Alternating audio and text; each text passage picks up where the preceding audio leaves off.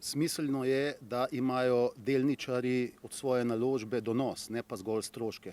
V zadnjem času smo namreč priča vse večjim stroškom imetništva vrednostnih papirjev, žal.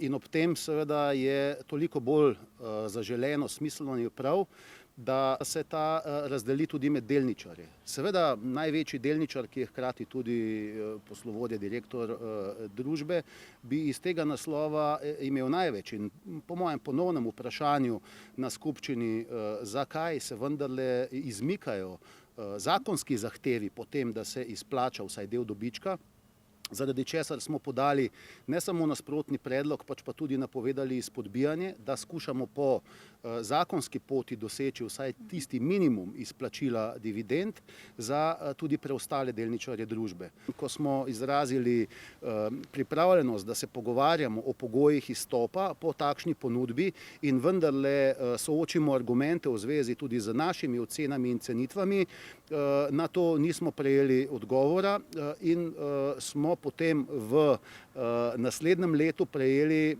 manjšo ponudbo. Ponudbo 10 evrov po delnici, kakor pravzaprav, in to je, poglejte, po svoje zelo zgovorno, da bilančni dobiček, kot smo ga predlagali z nasprotnim predlogom v smislu delitve za dividende, predvideva in omogoča delitev 10 evrov po delnici, pa še vedno bi ostalo skoraj 1,5 milijona preostanka bilančnega dobička družbi. Veste, pravzaprav je žaljivo, da je ponudba za delničarje, za delnico manjša, kot pa je sam bilančni dobiček te družbe in tudi tista sredstva, ki so se v družbi akumulirala.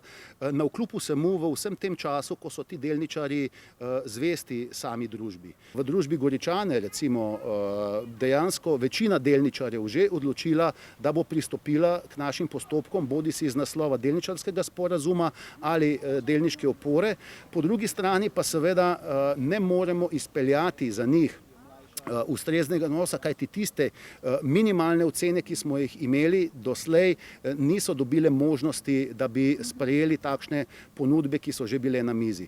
Zaradi tega se pač poslužujemo pravnih sredstev, na drugi strani pa smo deležni seveda, kot že rečeno, številnih manevrov, ki jaz mislim, da po nepotrebnem onemogočajo takšen postopek, kajti morate vedeti, da vendarle suma sumarum govorimo o sredstvih, ki bi jih družba ali pač večinski lastniki zmogli brez večjih problemov, hkrati pa bi na drugi strani delničarji vendarle dobili tisto, kar jim iz družbe pripada.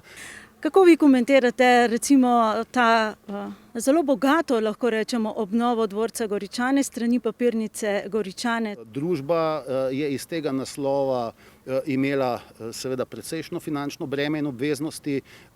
V dobršni meri je to tudi razlog za situacijo in stanje, tako z družbo za upravljanje terjatev bank, torej za obveznosti, ki jih družba ima v smislu finančnega prestrukturiranja. In jasno, manjšinski delničarji so največji talci ravno tovrstnih ravnanj. Mi vselej iščemo rešitve, na kakšen način tudi v tej luči poiskati in najti in vzpostaviti ustrezno pot, načine za to, da vsaj, kot rečeno, niso zopet najbolj ranljivi, torej manjšinski delničarji v teh zgodbah, tisti, ki potegnejo najkrajšo. Čemur smo seveda vse doslej priča, je žal temu tako, navkljub našemu izdatnemu angažmaju in postopkom, ki smo jih sprožili.